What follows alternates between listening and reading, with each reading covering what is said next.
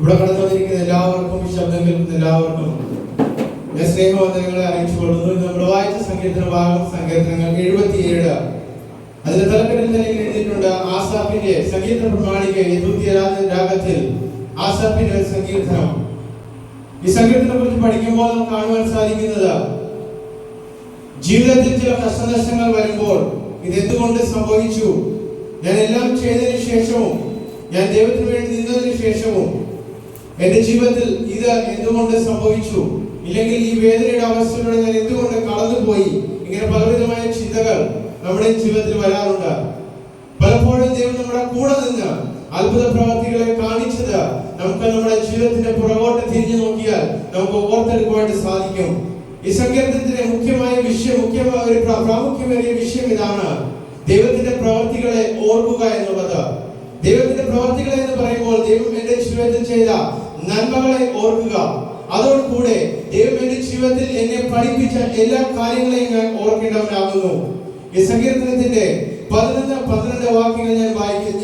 10-11 വാക്യങ്ങൾ വായിച്ചുകൊണ്ട് ഒരു ചെറിയ സന്ദേശം നിങ്ങളിലേക്ക് പകർന്നു തന്നുകൊണ്ട് ഞാൻ ബാക്കിയുള്ള സമയം പ്രിയ ദേവദാസനെ കൈമാറാനായിട്ട് ആഗ്രഹിക്കുന്നു. 10-ാം വചനം: എന്നാൽ അത് എന്റെ കഷ്ടതയാകുന്നു, അത്യുന്നതന്റെ വലങ്കൈ വരുത്തിയ സംവത്സരങ്ങൾ തന്നെ എന്ന് ഞാൻ പറഞ്ഞു. ഞാൻ യഹോവയുടെ പ്രവൃത്തികളെ വർണ്ണിക്കും, നിന്റെ പണ്ടത്തെ അത്ഭുതങ്ങളെ ഞാൻ ഓർക്കും. ഞാൻ പറയുകയുണ്ടായ നമ്മുടെ ജീവിതത്തിൽ പുറകോട്ട് തിരിഞ്ഞു നോക്കിയാൽ ദൈവം നമ്മുടെ ജീവിതത്തിൽ ചെയ്ത കാര്യങ്ങളെ എല്ലാത്തിനെയും നമുക്ക് ഓർത്തെടുക്കാനായിട്ട് സാധിക്കും. തളർന്നു പോകുന്ന, വീണു പോകും എന്ന് തോന്നിയ അവസ്ഥകളിൽ അവന്റെ വലങ്കൈ നമ്മുടെ കൈ പിടിച്ച് നമ്മളെ നിർത്തിയ ആ പ്രവർത്തികളെ നമുക്ക് കാണുവാനായിട്ട് സാധിക്കും. हम देख सकते हैं इस भजन संहिता में, हम पीछे मुड़ के देखा तो हम गहराई में डूबने के एक अवस्था से प्रभु ने हमको हाथ थामते हुए आज तक चलाया. साथ ही साथ बहुत बातें प्रभु ने हमको सिखाया भी है. ദൈവം നമ്മുടെ ജീവിതത്തിൽ പല കാര്യങ്ങൾ പഠിപ്പിച്ചിട്ടുണ്ട്. ഈ പഠിപ്പിച്ചെടുക്കുന്ന ഒരു സമയമുണ്ട്. ആ സമയത്തിൽ വളരെ കഷ്ടത്തിന്റെയും ഞെരുക്കത്തിന്റെയും അവസ്ഥയിലൂടെ ആയിരിക്കും ഞാനും നിങ്ങളും കടന്നു പോയത് എന്ന് നമുക്ക് ഓർത്തെടുക്കുവാനായിട്ട് സാധിക്കും. ഇസ്രായേൽ ജനത്തെ കുറിച്ച് നമ്മൾ ചിന്തിച്ചു നോക്കുകയാണെങ്കിൽ അതിന്റെ അവസാന വാക്കുകൾ ഇങ്ങനെ എഴുതിയിരിക്കുന്നു: മോശയുടെയും അഹരോന്റെയും കയ്യാൽ നീ നിന്റെ ജനത്തെ ഒരു ആട്ടിൻ കൂട്ടത്തെ പോലെ നടത്തി.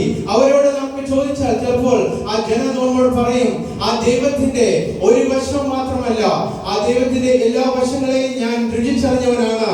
എന്നിൽ നിന്ന് തെറ്റുകൾ വന്നപ്പോൾ അവൻ ചില കാര്യങ്ങൾ എന്നെ പഠിപ്പിച്ചു. എന്നിൽ നിന്ന് ചില കുറവുകൾ വന്നപ്പോൾ അവന്റെ പ്രവർത്തികളാൽ ചില മനുഷ്യരാൽ, ദൈവദൂതന്മാരാൽ എനിക്ക് വേണ്ടിയുള്ള സന്ദേശം അവൻ നൽകി തന്നു. ഞാനൊരു കാര്യം പറയട്ടെ, എന്റെയും നിങ്ങളുടെയും ജീവിതത്തിൽ വരുന്ന കഷ്ടങ്ങൾ, നഷ്ടങ്ങൾ ദൈവം വരുത്തിയതാണ് എന്ന് മനസ്സിലാക്കുമ്പോഴാണ് ചില കാര്യങ്ങൾ നമുക്ക് ഉൾക്കൊള്ളുവാനായിട്ട് സാധിക്കുന്നത്. പലപ്പോഴും നഷ്ടങ്ങൾ കടന്നു വന്നു വരാം, വേദനാപരമായ അവസ്ഥയിലൂടെ ഞാനും നിങ്ങളും പോയി എന്ന് വരാം. പക്ഷേ ഇതെല്ലാം ഉപരിയായിട്ട് ഇതെല്ലാം വരുത്തിയത് എന്റെ സൃഷ്ടാവാണ് എന്ന് നമ്മൾ അറിയുന്നവരാണെങ്കിൽ നമുക്ക് മുന്നോട്ടുള്ള ജീവിതം നല്ല ഒരു വഴിത്തിരിവിന് വേണ്ടിയുള്ളതാകും എന്ന് ഞാൻ ഈ വചനത്തിന്റെ അടിസ്ഥാനത്തിൽ ഞാൻ പറയാനായിട്ട് ആഗ്രഹിക്കുന്നു. ഇതിന്റെ 11-ാം വാക്യങ്ങൾ ഇങ്ങനെ പറയുന്നു: ഞാൻ യഹോവയുടെ പ്രവൃത്തികളെ വർണ്ണിക്കും. പല കാര്യങ്ങൾ ഈ യഹോവ എന്നെ പഠിപ്പിച്ചിട്ടുണ്ട്, പിതാവാൻ ദൈവം എന്നെ പഠിപ്പിച്ചിട്ടുണ്ട്. ഞാൻ പുറകോട്ട് തിരിഞ്ഞു നോക്കിയാൽ പല വേദനയുടെ അവസ്ഥയും കഷ്ടതയുടെ അവസ്ഥയിലുമാണ് ഞാൻ എന്താണ് ചെയ്യേണ്ടത്, ഞാൻ എങ്ങനെയാകണമെന്നുള്ള കാര്യങ്ങൾ ഈ യഹോവ എന്നെ പഠിപ്പിച്ചിട്ടുള്ളത്. അതിൽ ചിലപ്പോൾ എന്റെ മുമ്പാകെ സമുദ്രം ഞാൻ ഫേസ് ചെയ്തെന്ന് വരാം, ഞാൻ അഭിമുഖീകരിക്കേണ്ടി വന്നു എന്ന് വരാം, ചില നഷ്ടങ്ങൾ എന്റെ മുമ്പാകെ വന്നു എന്ന് വരാം, ചില അവസ്ഥകൾ, ചില നുറുക്കത്തിന്റെ അവസ്ഥകളിലൂടെ ഞാൻ പോയി എന്ന് വരാം. എന്നാൽ സങ്കീർത്തനക്കാരൻ പറയുന്നു അതിന്റെ 10-ാം വാക്യം: എന്നാൽ അത് എന്റെ കഷ്ടതയാകുന്നു, അത്യുന്നതന്റെ വലങ്കൈ വരുത്തിയ സംവത്സരങ്ങൾ, അത്യുന്നതന്റെ വലങ്കൈ വരുത്തിയ ചില കഷ്ടതകളിലാണ് ഞാൻ ആയിരുന്നത്. അതെന്റെ ജീവിതത്തിൽ ഒരിക്കലും തിന്മയ്ക്കായിട്ടല്ല, നന്മയ്ക്കായിട്ട് അത്രേ ഭവിച്ചത് എന്ന ഒരു സാക്ഷ്യത്തോടെ നിൽക്കുവാനായിട്ട് നമ്മൾ എല്ലാവരെയും ദൈവം സഹായിക്കട്ടെ എന്ന് ഞാൻ പ്രാർത്ഥിക്കുന്നു. ആ സഭി സങ്കീർത്തനം എഴുതിയപ്പോൾ വളരെ വ്യക്തമായിട്ട് പറഞ്ഞൊരു കാര്യമാണ്: എന്റെ നിങ്ങളുടെയും ഞാനും നിങ്ങളും ആയിരിക്കുന്ന അവസ്ഥകളിൽ അവന്റെ പ്രവർത്തികളെ മറക്കരുത്. അവന്റെ നന്മകളെ മാത്രമല്ല, അവൻ എന്നെയും നിങ്ങളെയും പഠിപ്പിച്ചെടുത്ത ചില അവസ്ഥകളുണ്ട്. ചില കഷ്ടത്തിന്റെയും നഷ്ടത്തിന്റെയും നടുവിലൂടെ നിർത്തിയതിനു ശേഷമാണ് എന്റെയും നിങ്ങളുടെയും ശക്തി എന്താണ്, എനിക്കും നിങ്ങൾക്കും അവൻ പകർന്നു തന്ന ആ ശക്തി എന്താണ് എന്ന് അവൻ പഠിപ്പിച്ചത്. അപ്പോൾ ഈ സങ്കീർത്തനക്കാരൻ കൂടെ നമുക്ക് ഒരുമിച്ച് ചേർന്ന് ഈ വചനം വായിച്ചുകൊണ്ട് ഞാൻ ഇരിക്കുവാനിടയാകുന്നു. നീ അത്ഭുതം പ്രവർത്തിക്കുന്ന ദൈവമാകുന്നു. നിന്റെ ബലത്തെ നീ ജാതികളുടെ ഇടയിൽ വെളിപ്പെടുത്തിയിരിക്കുന്നു. പലരും എന്നെ നിങ്ങളെ നോക്കി, അയ്യോ ഇവൻ കഷ്ടത്തിലാണ്, ഇവൻ നിരാശയിലാണ്, ഇവൻ നശിച്ചു പോകും എന്ന് പറഞ്ഞു നിന്ന സ്ഥാനത്ത് നിന്നാണ് പിതാവാൻ ദൈവം അവന്റെ അത്ഭുത പ്രവർത്തികളാൽ എന്നെ നിങ്ങളെ ഇന്ന് വരെ ഇവിടെ നിലനിർത്തിയിരിക്കുന്നത്.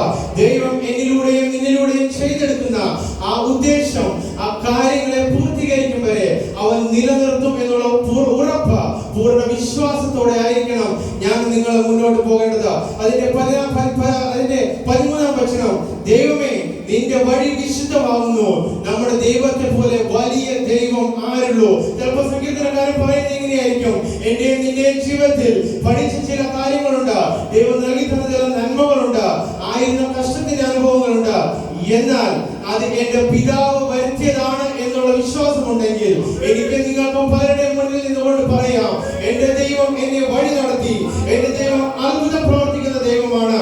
അതിന്റെ സാക്ഷിയായിട്ടാണ് ഞാൻ ഇന്ന് നിങ്ങളുടെ മുമ്പിൽ നിൽക്കുന്നത്. നമ്മുടെ ദൈവം നമ്മുടെ ജീവിതത്തിൽ നൽകി തരുന്ന ഏറ്റവും വലിയൊരു സാക്ഷ്യത്തിന്റെ അനുഭവമാണ് ദൈവത്തെ വിശ്വസിച്ച് ജീവിക്കുന്നവരുടെ ജീവിതത്തിൽ കടന്നു വരുന്ന കഷ്ടനഷ്ടങ്ങൾ എന്നുള്ളത്. ഒരിക്കലും തളർന്ന് ഇരുന്നു പോകുന്നവരായിട്ടല്ല, തളർന്ന് ഇരിക്കുന്നവർക്ക് അവർക്കൊരു ഉത്സാഹം പറഞ്ഞു കൊടുക്കുന്ന ജീവിതമായിട്ട് ദൈവം നമ്മൾ മുന്നോട്ട് വഴി നടത്തും. അതിന്റെ 15-ാം വചനം, തൃക്കൈ കൊണ്ട് നീ നിന്റെ ജനത്തെ വീണ്ടെടുത്തിരിക്കുന്നു, യാക്കോബിന്റെയും യോസഫിന്റെയും മക്കളെ തന്നെ. യാക്കോബിന്റെ ജീവിതത്തെ കുറിച്ച് നമ്മൾ പഠിക്കുമ്പോൾ സ്വയമായിട്ട് എന്തൊക്കെയോ കരുതി വെച്ച ഒരു വ്യക്തിയാണ്. പക്ഷേ ഒരു ദിവസം താൻ അഭിമുഖീകരിക്കേണ്ടി വന്നു. താനായിട്ട് തന്റെ ജീവിതത്തിൽ കൊണ്ടുവന്നതെല്ലാം വിട്ടതിന് ശേഷം ആ ദൈവത്തോട് മല്ലടിച്ചുകൊണ്ട് പറഞ്ഞു, എന്നെ അനുഗ്രഹിക്കാതെ ഞാൻ നിന്നെ വിടുകയില്ല.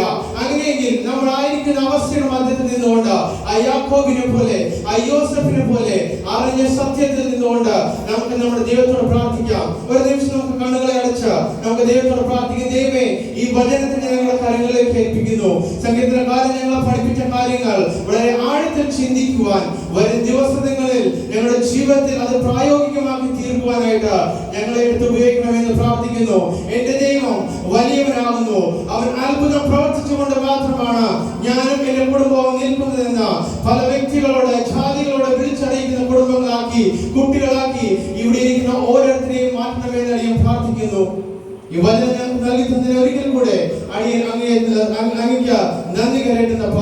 ഈ വചനപ്രകാരം ജീവിക്കുവാൻ, ഈ വചനത്തിന്റെ സാക്ഷികളാകുവാൻ ഞങ്ങൾ ഒരുക്കണമെന്ന് പ്രാർത്ഥിച്ചുകൊണ്ട് വീണ്ടും യേശുക്രിസ്തു നാമത്തിൽ അപേക്ഷിക്കുന്നു. കൃപയോടെ കേൾക്കുമാറാകണമേ പിതാവേ. ആമേൻ. ഹല്ലേലൂയ.